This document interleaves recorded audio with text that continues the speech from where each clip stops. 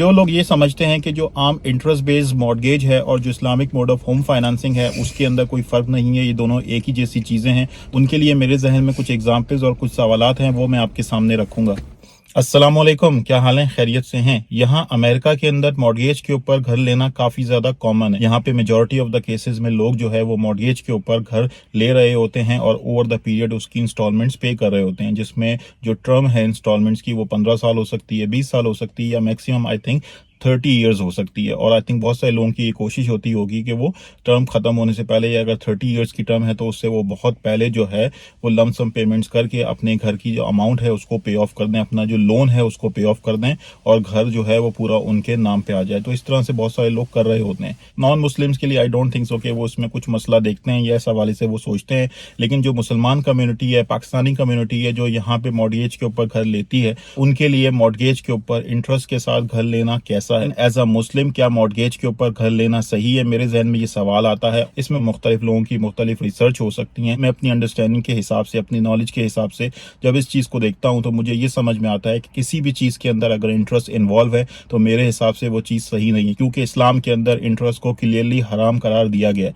लेकिन obviously I am not scholar, मैं कोई मुफ्ती नहीं हूँ। जिसको भी इस हवाले से फर्दर इन्फॉर्मेशन चाहिए, फर्दर डिटेल में उसने रिसर्च करनी है, वो किसी मुफ्ती से, किसी स्कॉलर से रब्ता कर सकता है, उनसे जो है वो ओपिनियन ले सकता है, फतवा ले सकता है। इसके अंदर आई थिंक कुछ और ओपिनियंस भी मौजूद है, मे बी जावेद गामदी साहब का भी कुछ ओपिनियन है इसमें, लेकिन जो मेरी अपनी पर्सनल अंडरस्टैंडिंग है, पर्सनल थिंकिंग है, वो मैंने आपको बता दी।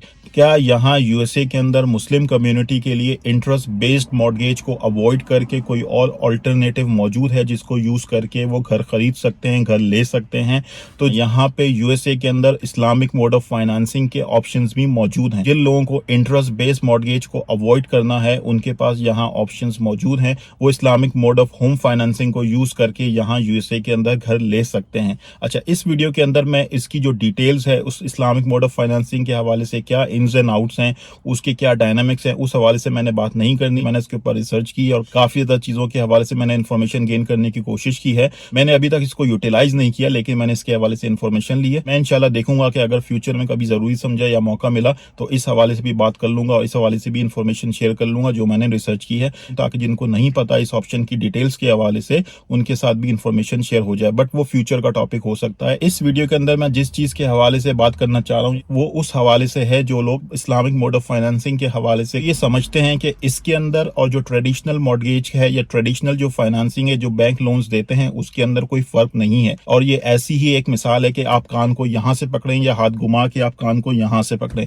अगर उनके जहन में कोई इस तरीके की कोई चीज है, और मैंने बहुत सारे लोगों से शायद सुना है और इस तरह के कमेंट्स भी सुने हैं कि ये इसमें कोई फर्क नहीं है क्योंकि एंड रिजल्ट एक ही है, या इस तरह की कोई वो एग्जाम्पल देते हैं। तो इस वीडियो के अंदर जो चीज मुझे समझ में आती है, जो चीज मुझे लॉजिकल लगती है, या जिस चीज के अंदर मुझे एक सेंस नजर आता है, वो मैं आपके साथ शेयर करूंगा। और इसके अंदर कोई इस्लामिक वर्डिक्ट नहीं देना, बल्कि कुछ पॉइंट्स मैं आपके सामने रखूंगा। उसके बाद आप खुद फैसला कर सकते हैं और खुद चीजों को बेहतर तरीके से इवेल्युएट कर सकते हैं। अच्छा, जो लोग ये समझते हैं कि जो ट्रेडिशनल मॉर्गेज है या ट्रेडिशनल बैंक लोन का जो सिस्टम है उसके अंदर और जो इस्लामिक होम फाइनेंसिंग का जो सिस्टम है उसके अंदर कोई फर्क नहीं है और उसका एंड रिजल्ट सेम ही है, तो क्या एंड रिजल्ट सेम होने की वजह से ये चीज जो है वो एक जैसी हो जाएगी? क्या कभी आपने ये सोचा है? क्या कभी आपने इस हवाले से रिसर्च की है?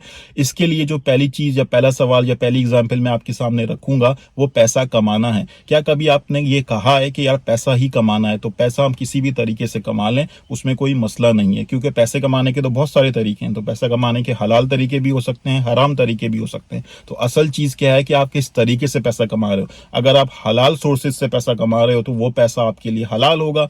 अगर आप हराम सोर्सेज से वो पैसा कमाओगे, किसी शॉर्टकट से कमाओगे जो कि हलाल नहीं है, तो वो पैसा आपके लिए हराम हो जाएगा। ठीक है, तो ये बड़ी कॉमन एग्जांपल है। इसी तरीके से दूसरा सवाल, दूसरी एग्जांपल ये हो सकती है कि अगर आप गोश्त खरीदने के लिए जाते हो, चिकन खरीदते हो या बीफ खरीदते हो, मिसाल के तौर पर अगर आप बीफ खरीदने के लिए जा रहे हो तो क्या आप कोई सा भी बीफ खरीद लेते हो आंखें बंद करके?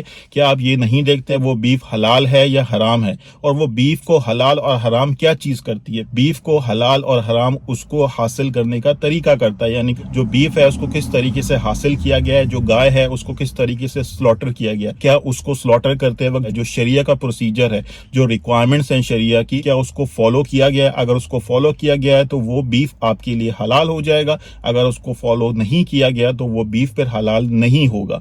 तो यानी कि अगर आपके पास सेम क्वांटिटी का, सेम साइज का, सेम वजन का बीफ पड़ा हुआ है और दो बीफ के पीसेस आपके सामने पड़े हुए हैं और आपसे कोई कहता है कि इसमें से एक हलाल है, एक को हलाल तरीके से स्लॉटर किया गया है और दूसरा हराम है क्योंकि उसको शरिया के हिसाब से स्लॉटर नहीं किया गया, तो आप इसमें से कोई सा भी पिक कर लें। तो आप क्या कहेंगे कि मुझे कोई मसला नहीं है क्योंकि दोनों का एंड रिजल्ट सेम है और दोनों का वजन सेम है, दोनों एक जैसे नजर आ रहे हैं, दोनों का कलर सेम है, दोनों का हो सकता है कि टेस्ट भी सेम हो, तो क्या मैं दोनों में से कोई भी पिक कर लूं, मुझे कोई सा भी दे दो? ऐसा तो आप नहीं करेंगे ना। आप यही कहेंगे यार इसमें से हलाल वाला कौन सा है, कौन सा ऐसा है जिसको हलाल तरीके से ज़िबा किया गया है, मुझे वो दे दो। ऐसा ही करेंगे, आप खुद सोच सकते हैं। अच्छा, इसके अलावा एक और सवाल, एक और एग्जाम्पल जो मैं आपके सामने रखूंगा वो थोड़ी सी एक्सट्रीम हो सकती है and I am sorry to say that. क्या कभी आपने ऐसा भी सोचा है कि यार बच्चे ही पैदा करने हैं और हमें बच्चे ही चाहिए, तो उसके लिए जो है वो निकाह करने की क्या जरूरत है? Normally I don't think so कि किसी मुस्लिम ने ऐसा सोचा होगा। तो एंड रिजल्ट के ऊपर नहीं जाते, एंड रिजल्ट सेम हो सकता है, एंड रिजल्ट बच्चे पैदा करना हो सकता है, एंड रिजल्ट जो है वो पैसा कमाना हो सकता है, एंड रिजल्ट जो है वो गोश्त हासिल करना हो सकता है, लेकिन असल चीज है उसका प्रोसीजर, उसका मैकेनिज्म। अगर आपने इस्लामिक तरीके से शरिया को फॉलो करते हुए ये सारी चीजें की हैं तो वो चीजें आपके लिए हलाल हो जाएंगी। अगर आपने इस्लामिक मैकेनिज्म को, इस्लामिक रूल्स एंड रेगुलेशन को